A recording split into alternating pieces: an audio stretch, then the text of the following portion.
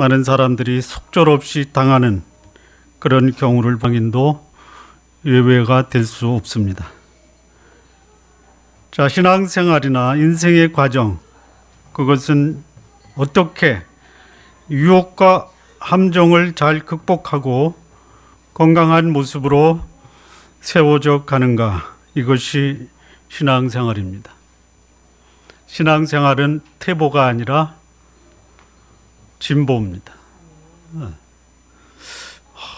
과거에는 신앙이 좋았는데 지금은 신앙이 좀 퇴보된 것 같다. 이거는 심각하게 고려해 봐야 됩니다. 고려해 보시기 바랍니다. 자, 유혹과 함정에 빠지지 않을 수만 있다면 얼마나 좋겠습니까? 그런데 한결같이 신앙생활하면서 사람들이 고백하는 것, 인정하는 것이 뭐냐? 나도 유혹과 함정에 빠져봤다라는 것입니다. 그러면서 이를 극복하고 그리고 이것을 딛고 일어서서 거룩한 하나님의 뜻에 자신의 삶을 굴복하는 것, 이것이 신앙인의 참된 모습입니다. 신앙생활은 자신의 육신적 연약함 속에서도 환경과 자신의 상황을 믿음으로 극복하고 마침내 하나님이 기뻐하는 거룩한 삶을 사는 이 성숙한 신앙인이 되어가는 과정을 우리는 신앙생활이다라고 말할 수 있습니다. 오늘 우리가 읽은 본문은 예수님이 이제 마지막 십자가에 죽으시기 전 하루입니다. 대제사장들에 의해서 체포가 되고 신문을 받고 있는 상황입니다. 그런데 그 상황에 베드로가 거기 있었습니다. 그러면서 베드로는 그 상황에서 실족하게 됩니다. 그리고 실족으로 끝난 것이 아니라 베드로는 다시 회복되는 것을 보게 됩니다. 오늘 이 베드로를 보면서 오늘을 사는 신앙인, 아니 저와 여러분도 유혹에 빠져 곤욕을 치를 수 있다는 것 인식할 수 있어야 합니다. 그러나 유혹에 빠져 고생은 하지만 마침내 이를 극복하고 새로운 신앙의 행진을 할 수 있다라는 소망도 갖게 됩니다. 어떻게 베드로는 실족했는가? 어떻게 넘어졌는가? 나는 어떻게 넘어질 수 있는가? 그리고 넘어진 베드로가 다시 일어나 회복할 수 있었는가? 오늘 본문이 우리에게 주는 두 가지 중요한 교훈입니다. 이 베드로를 보면요, 예수님이 체포돼서 대제사장 집으로 끌려갑니다. 끌려가요. 그런데 끌려가는 예수님을 따라서 베드로도 멀찍이 예수님을 따라간다라고 말씀합니다. 54절 말씀인데요. 예수를 잡아 끌고 대제사장 집으로 들어갈새 베드로가 멀찍이 따라갑니다. 베드로만 따라갑니다. 다른 제자들이 보이지 않습니다. 다른 제자들은 다 예수를 버리고 도망했다라고 말씀합니다. 누가복음에는 없습니다. 마가복음에 나옵니다.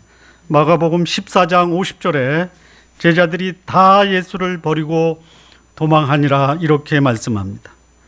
그런데 그 자리에 베드로가 아닌 또 다른 청년이 있었는데 누군지 이름이 밝혀지지 않습니다. 마가복음 14장 51절 다 도망가는데요. 한 청년이 벗은 몸에 배 혼니부를 두르고 예수를 따라오다가 무리에게 잡힘에 배 혼니부를 버리고 벗은 몸으로 도망하니라. 한 청년이 예수님을 따라오다가 무리에게 잡히니까 벗은 몸으로 도망했다라고 합니다. 상상해 보시기 바랍니다. 상상이 되십니까? 한 청년 이름을 밝히지 않는데요. 아마 누군지는 알았지만 그 청년의 이름을 굳이 밝힐 필요가 없었던 것 같습니다.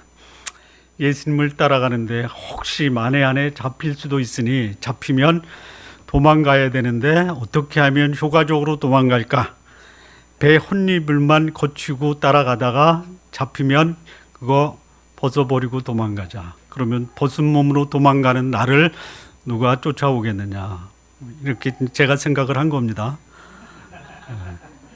여러분 잡힐 수 있으면 벗은 몸으로 도망가시기 바랍니다. 자, 그런데 베드로는 그래도 멀찍이서 예수님을 따라갈 정도로 의리가 있었던 제자입니다. 의리가 있었어요. 소위 자신이 말한 것에 대해서 끝까지 약속을 지키려고 했던 제자입니다. 예수님을 믿으려면은 적어도 이 정도의 의리, 그리고 이 정도의 예수님에 대한 사랑과 애정은 갖고 있는 게 좋겠습니다. 그런데요, 의리만 가지고는 유혹과 함정에서 벗어날 수가 없는 것 같습니다. 의리는 중요합니다. 의리만 믿지 마십시오. 자, 이 본문에 베드로가 예수님을 3번 부인하며 그리고 마침내 예수님을 저주까지 하면서 예수님을 부인하는 일이 벌어집니다. 어쩌다가 베드로가 예수님을 이리 부인하게 되었는가? 첫 번째는 33절인데요. 본문에 아니고 그 앞에 나오는 말씀입니다. 33절을 보시면요. 누가복음 22장 33절입니다. 저가 말하되 주여 내가 주와 함께 오게도 죽는데도 가기를 준비하였나이다. 이렇게 베드로가 예수님을 부인하기 전에 이전에 이미 이렇게 베드로는 자기 자신에 대해서 내가 주와 함께 오게도 가고 죽는데도 가기를 이미 준비를 했습니다. 이게 뭡니까? 자기 자신에 대한 지나친 신뢰, 과신, 이게 실족하게 된 원인입니다. 자신의 주제를 제대로 파악하지 못하고 덥석 약속부터 해버린 것이 사람들에게 의리를 지키고 신의를 지키는 것은 아주 감동적인 것입니다. 그래서 이런 행동을 보이는 사람들은 기업이나 단체에서 큰 일을 하게 됩니다. 기업이나 단체에서 큰 일을 하시려면요, 의리를 보여주시기 바랍니다. 특히 기업을 하는 기업의 CEO에게는요, 그 옆에 있는 사람들은 의리의 사나이들입니다. 근데 베드로, 그도 의리를 지키기 위해서 따라갔어요. 그런데 의리가 자신이 약속했던 그 약속을 지킬 만큼 견고하지 못했다라는 것이, 다시 말하면 자신의 주제를 모르고 약속한 것, 그것이 베드로의 약점이었습니다. 그리고 많은 사람들이 그렇게 합니다. 나는 당신을 지키기 위해서 이번에 출마합니다. 이렇게 얘기를 합니다. 그리고 분리하니까 그 사람을 위해서 출마했다고 하는 사람이 자기가 지키겠다라고 한 사람을 비난합니다. 이게 사람의 약점입니다. 여기 베드로가 순수하게, 그리고 자신이 존경하는 스승 예수님에 대해서 자신의 마음을 솔직하게 표현한 것입니다. 잘못된 게 아닙니다. 적어도 상황이 전개되기 전까지는 베드로가 고백한 그 애정, 그 의리는 진실이었습니다. 그럼에도 불구하고 베드로는 자신을 바라보는 안목이 부족했다라는 것이, 약속은 했지만 약속을 지킬 수 없는 자신의 연약함을 신중하게 바라보지 못했어요. 우리 성도 여러분, 약속해놓고 지키지 못하면 조금 더 신중하게 약속하는 것을 좀 미루시기 바랍니다. 약속해 놓고 상황이 어려우니까 그 약속을 뒤집어 버리는 자는 미성숙한 자입니다. 또는 그것으로 인해서 믿을 수 없는 자가 되고 마는 것입니다. 당신이 약속을 어겨서 내가 실망스러운 것이 아니라 이제부터는 당신을 믿을 수 없는 제가 서글퍼집니다. 이렇게 얘기하셔야 됩니다. 알아들으셨나요? 예. 특히 자신의 목숨을 담보로 약속하지 마십시오.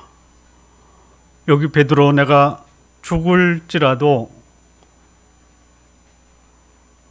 따라가겠습니다 라고 자기는 준비했다라고 얘기를 합니다.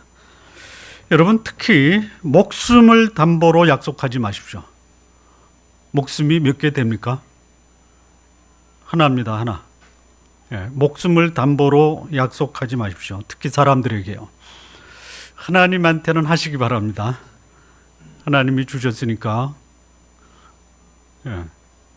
이 섣부른 다짐이나 약속이 때로는 자신의 목숨까지도 위험해질 수 있는 상황을 만날 수 있다는 거 명심하셔야 됩니다.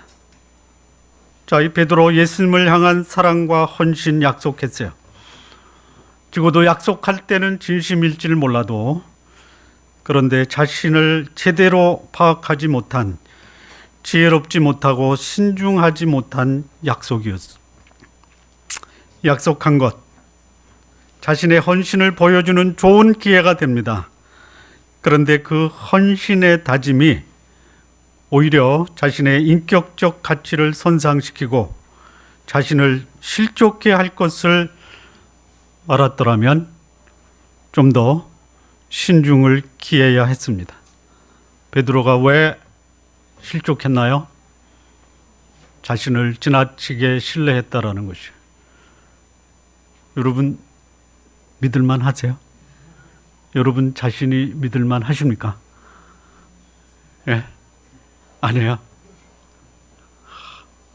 못 믿겠어요? 예, 믿지 마시기 바랍니다. 두 번째입니다.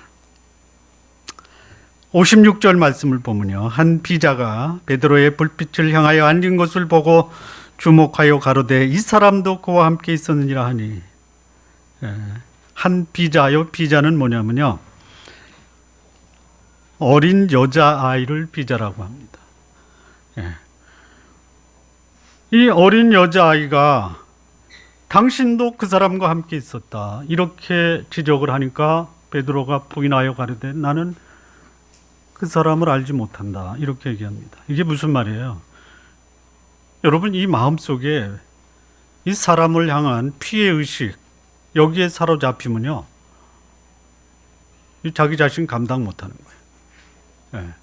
아무리 의리를 가지고 또 다짐을 해도 이 사람들에 대한 피해의식, 그 피해의식에 사로잡히면요 자신이 결심했던, 결단했던 다짐, 목표, 비전 다 잃어버립니다. 한번 보십시오. 사람 의식해 보십시오. 예. 그 사람 앞에 서면 왜 이렇게 작아지는가? 그러면 다 잊어버리는 거예요. 예. 그 사람 앞에서도요 당당해야 되는 것이에요. 예.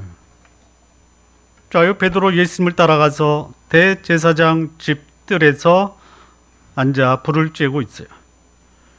어린 여자아이가 베드로를 향해서 예수님과 함께 있었다고 하니까 극구 부인하는 것이에요. 뿐만 아니에요.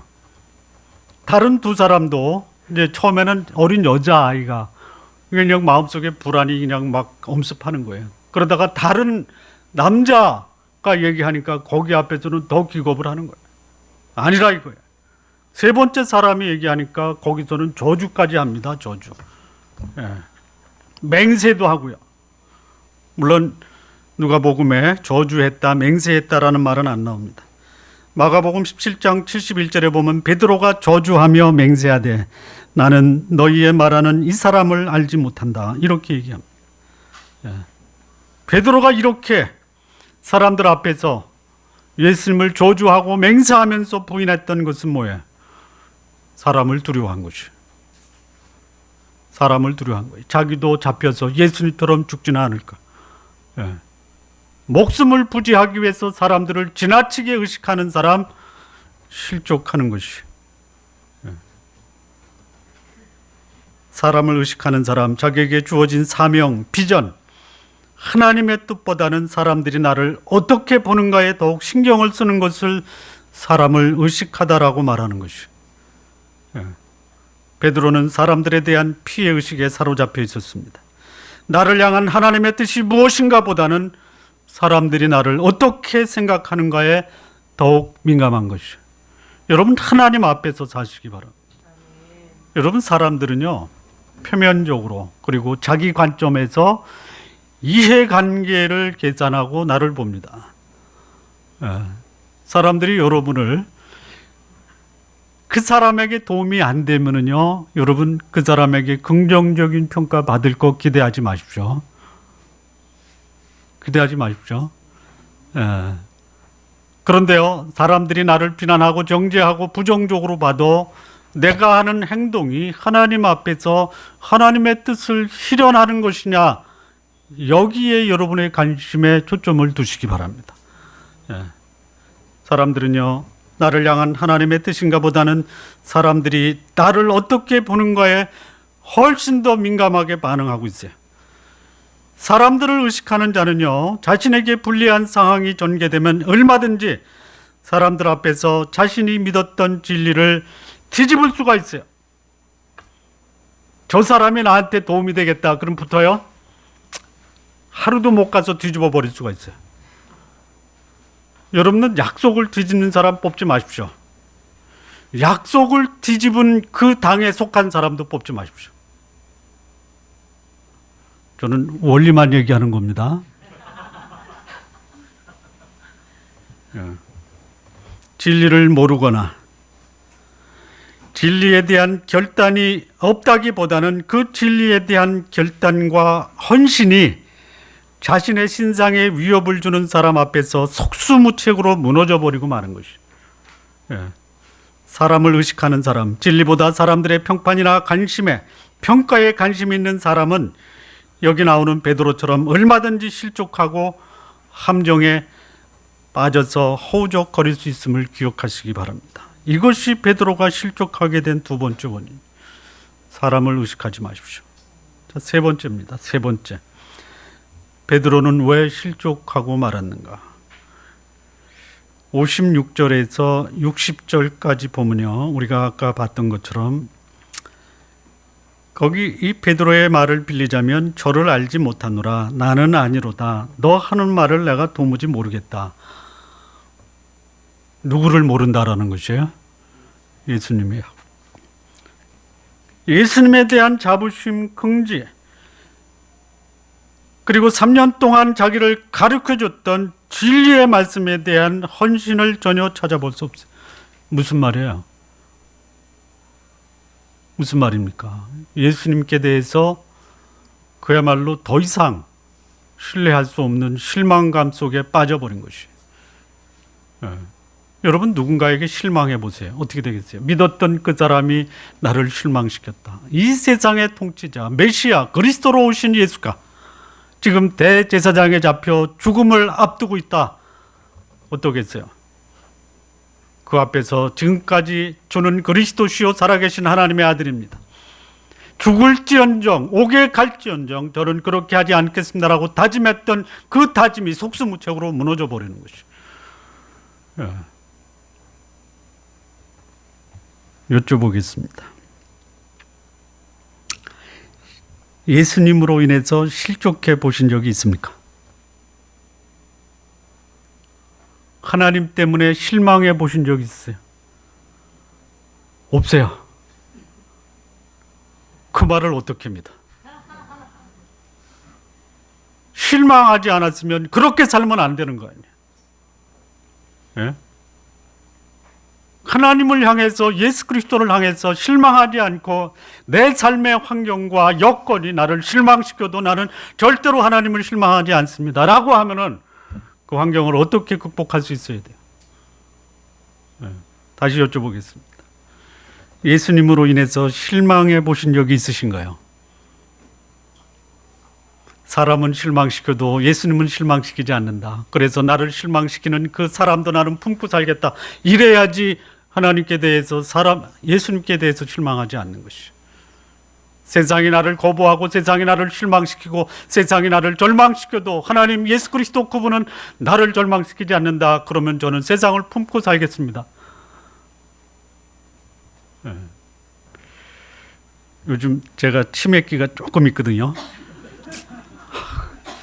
오늘 목사님이 치매에 대한 그 치료책을 말씀하셨더라고요. 뭐라고 돼 있죠?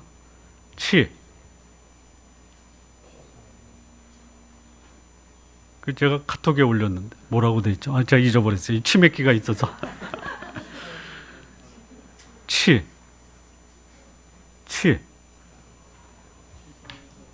치사하게 헐뜯지 말고 매력적인 장점을 칭찬하자. 그러면 치매를 극복할 수 있답니다. 네. 자, 실망과 낙심이 없기를 기대했다가는 더욱 실망과 낙심에 빠질 수 있는 거 기억하시기 바랍니다. 여러분, 사단, 악한 세력이요, 결코 여러분에게 우호적이지 않습니다. 그리고 여러분보다 약하지도 않아요. 그러면 여러분과 적대 관계에 있고 여러분보다 강한 이 사단의 세력, 악한 세력이 여러분을 얼마든지 실족시키고 무너뜨리고 하나님으로부터 여러분을 떼어놓을 수 있다는 사실 기억하시기 바랍니다. 왜 베드로가 실족했어요? 예수님에 대한 실망이에요. 예수님이 여러분을 실망시킵니까? 여러분이 예수님을 실망하시는 겁니까? 여러분 기억하십시오. 하나님이 여러분을 실망하는 것이 아니에요. 여러분이 하나님을 실망하는 것이에요. 누군가 그랬어요. 희망이 여러분을 떠나는 것이 아니라 여러분들이 희망을 떠나는 것이다라고 했어요.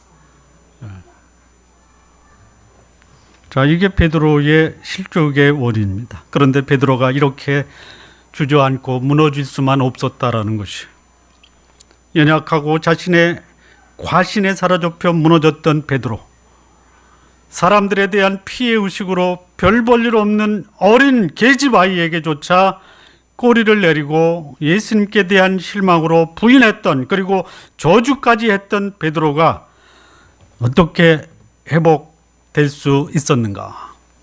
이게 오늘의 메시지입니다. 넘어질 수 있어요. 그러나 그대로 무너진 채로 그대로 머물러 있지 마시기 바랍니다. 어떻게 하면 다시 회복할 수 있는가? 첫 번째 61절 말씀입니다. 주께서 돌이켜 베드로를 보시니, 베드로가 주의 말씀 곧 오늘 닭 울기 전에 내가 3번 나를 부인하리라 하심이 생각나서, 이 61절 말씀에서 우리는 베드로가 회복된 2가지 비결을 보게 됩니다. 첫 번째는 예수께서 돌이켜 베드로를 보셨다라는 이 말씀에서 베드로는 회복되기 시작합니다. 예수님께서 관심을 갖고 베드로를 지켜보신 것이 베드로가 회복할 수 있었던 첫 번째 비결입니다. 여기 보시다라는 것은요, 그냥 쳐다보니까 보였다가 아닙니다. 이 보시다라는 말씀은 뭐냐면 깊이 관심을 갖고 속속히 들여다보다, 이게 보시다라는 뜻입니다. 예수님께서 베드로의 행동을 처음부터 끝까지 다 보고 계셨어요. 실수하는 장면, 부인하는 장면, 심지어 저주하는 장면까지 다 보고 계셨어요. 그런데 여러분, 내 앞에서 여러분이 그냥 막 저를 갖고 비난하고 저주하고 정죄하고 하고 있는 걸 제가 보고 있어요. 그 모습을 본 저는 여러분들에게 어떻게 반응해야지 정상입니까? 이 나쁜 놈들 여자한테는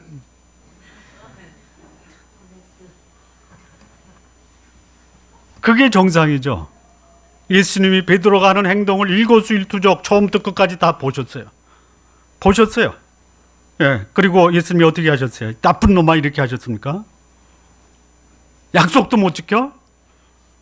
이렇게 얘기하셨습니까? 아니에요. 비난하고 정죄한 것이 아니라 부족함에도 불구하고 연약함에도 불구하고 대제사장 집들까지 온 베드로를 측은하게 보셨다라는 것이에요. 측은하게 보셨다. 야, 여기까지 온 것만 해도 대단한 거야 이겁니다. 내가 얘기했잖아. 너 나 부인하고 나 저주한다라는 거 내가 너한테 얘기했잖아. 그럼에도 불구하고 여기까지 온 게 얼마나 대단하냐 이거예요. 그래서 다시 일어서는 거예요. 내가 넘어지고 실족하고 실패하고 실수했을 때 나를 바라보면서 일어나라고 하는 사람만 있다면요, 다시 일어날 수 있는 거예요. 누군가가 나를 지켜보고 있다면, 그래서 마음으로 응원하면서 나를 지켜보고 있는 사람이 있다면 넘어졌다가도 다시 일어날 수 있는 것이. 자녀들을 그렇게 키우시기 바랍니다. 자녀들이 내 마음대로 잘 커줄 것 기대하지 마시기 바랍니다. 넘어집니다. 자빠집니다. 여러분, 자녀들이 부모 실망 안 시키고 정상적으로 자라서 결혼까지 한 사람은요, 이거는 그런 사람은 우리 교회 안 나오셔도 됩니다. 네? 전 그런 사람 보면 제 마음에 그냥 막 부담이 돼요. 어떻게 그렇게 자녀를 키웠나. 그런데 여러분, 자녀들이요, 실수하고 실족하고 넘어지지 않고 자라는 자녀들이 어디 있어요? 저는 아들 세우스를 키우면서요, 처절하게 경험을 했습니다. 그래도요, 측은지심을 갖고 자식들을 바라보니까 때가 되니까 자리를 잡아가더라고요. 사람들은 높은 수준의 성과와 실적을 요구하고 있어요. 그리고 그런 성과를 올리지 못하면 비난하고 책임을 묻는 것이 일반적인 거예요. 여기 예수님 베드로의 행위를 다 알고 계셨어요. 그런데 그를 비난하기보다는 거기까지 온 것만 가지고도 베드로가 할 수 있는 행동은 충분하다라고 평가하고 계신 것이에요. 예수님은요, 성과를 평가하지 않습니다. 오히려 관계를 소중히 여기십니다. 여러분, 점잖은 분 앞에서는 가급적 실수 안 하려고 하시죠? 그렇죠? 왜? 점잖은 분 앞에서 실수를 하면요, 이 치명상을 입게 됩니다. 점잖은 분 만나서 대화하지 마십시오. 그런데 이 막연한 관계 친구 있죠. 자기의 성장 과정에서 겪었던 그 실수, 허물, 감추고 싶은 그 과거의 행적을 다 하는 친구들 만나면 어떻게 해요? 넌 막 그때 그랬잖아, 막. 그런데 야, 지금 이 정도면 대단한 거야. 그런 사람들 만나시기 바랍니다. 속을 터놓고도 얼마든지 위로와 격려를 받을 수 있는, 여기 예수님이 지켜보시면서 괜찮아, 그럴 수 있는 거야 라고 말할 수 있는 동료, 그런 사람들이 우리에게 기쁨이 되고 격려가 되고 위로가 되는 것이죠. 여기 베드로는 예수님의 관심을 받으면서 자신을 성찰합니다. 자신의 연약함을 인식하고 회개할 수 있었던 것이에요. 여러분, 회복은요, 과거를 청산하는 것부터 시작되는 것이 아니라 관계를 회복하는 것부터 시작되는 것입니다. 돌아온 둘째 아들 아시죠? 너 그런 모습으로 오지 말고 가서 목욕부터 하고 와, 이랬습니까? 아니에요. 회복은 과거를 청산하는 것이 아니라 관계를 회복하는 것입니다. 이게 베드로가 회복된 첫 번째 비결이에요. 일은 안 되더라도 관계는 소중히 여기시기 바랍니다. 차라리 나 그거 당신을 위해서 안 하겠습니다 라고 하는 것이 그 사람도 없고 결국에 그 일도 하게 되는 것이에요. 여기 베드로가 회복될 수 있었던 것, 예수님이 베드로의 과거의 그 실적을 가지고 평가한 것이 아니라 베드로 자체와의 관계를 소중히 여겼던 것입니다. 두 번째도요, 여기 61절과 62절에 나오는데요, 베드로를 보시니 베드로가 주의 말씀 곧 오늘 닭 울기 전에 내가 3번 나를 부인하리라 하심이 생각나서 밖에 나가서 심히 통곡하니라. 이것이 베드로가 회복될 수 있었던 두 번째 비결입니다. 베드로가 회복된 것은 나 잘못해서 걸렸다, 그래서 창피하다, 후회한 것이 아닙니다. 자신에 대한 예언의 말씀이 이루어진 것에 대한 자각.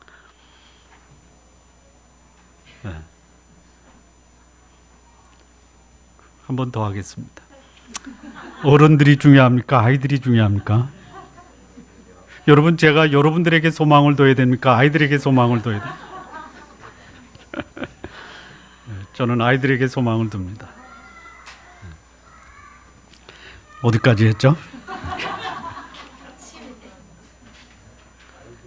회복은 나 잘못한 거 걸려서 들켜서 기분 나쁘고 창피하다, 이게 회복의 시작이 아닙니다. 자신에 대한 예수님의 예언의 말씀이 이루어진 것에 대한 자각, 하나님의 말씀에 대한 이 자각이 회복의 시작이에요. 내 삶을 하나님의 말씀에 비추어 성찰하고 반추하고 반성하는 이것이 회복의 시작이라는 것이에요.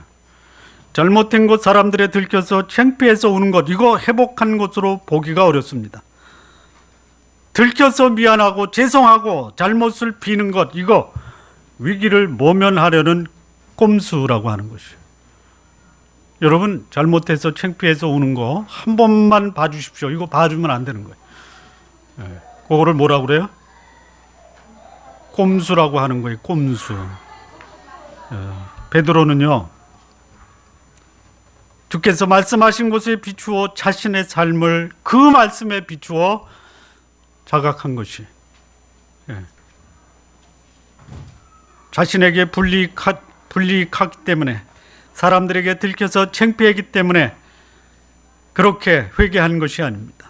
여러분, 진정한 회개가 없이는요, 행동을 반복하게 돼 있어요. 진정한 회개가 있었다면요, 과거에 잘못된 행동이 자연되는 거, 이거 스스로 삼가할 수 있어야 됩니다. 베드로는 자신의 삶을 예수님의 말씀에 조명하였습니다. 그리고 그 결과 자신의 삶이 얼마나 잘못되었는가를 알고 돌이키고 있습니다. 회개는 후회하는 것이 아닙니다. 회개는 돌이키는 것이에요. 여기 통곡했다라고 말씀합니다. 밖에 나가서 통곡했다. 이거 들켜서 창피해서 울었다라는 말이 아닙니다. 여러분, 들켜서 창피하면 통곡합니까? 아니죠.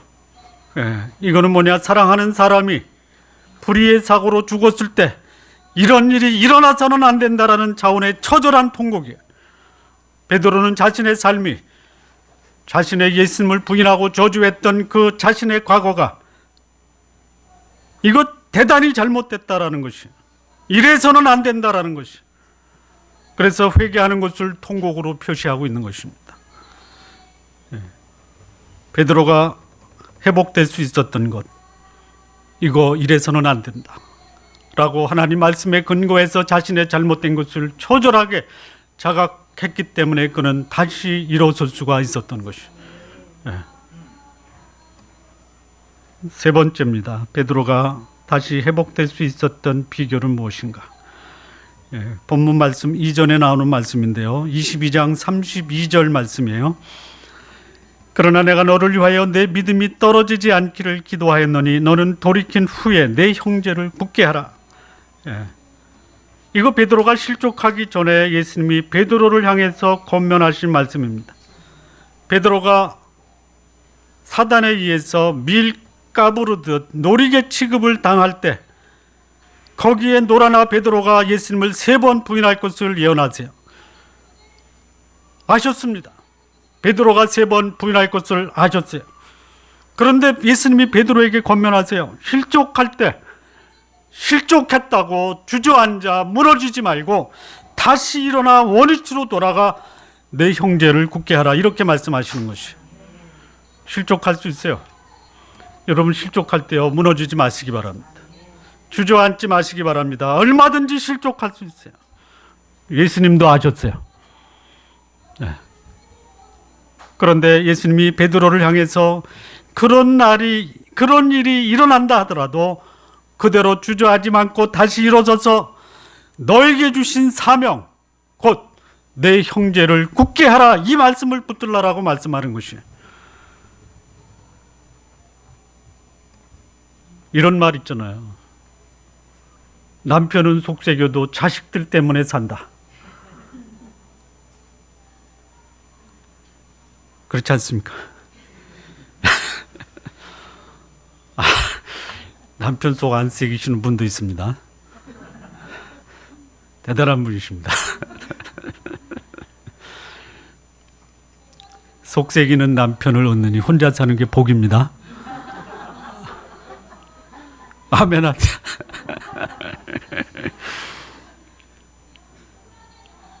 한번 여쭤보세요, 우리 사람한테. 당신 남편은 얼만큼 속색입니까? 사람들은 실족시키는 거예요. 근데 이것을 극복해야 됩니다. 자식들 때문에 산다. 그게 뭐예요? 내가 존재하는 이유가 있다 이거예요. 존재하는 이유. 사명이 있다라는 거예요. 사명. 실족할 때 하나님이 나에게 주신 사명을 상기하는 것. 여러분, 살아가는 이유, 존재의 이유가 무엇인지를 확인할 수 있다면 다시 일어설 수 있어요. 실족하고 다시 일어서지 못하는 이유가 뭔지 아십니까? 내가 왜 살아야 되지? 그 살아야 될 이유가 없는 사람은요, 진짜 못 살아요.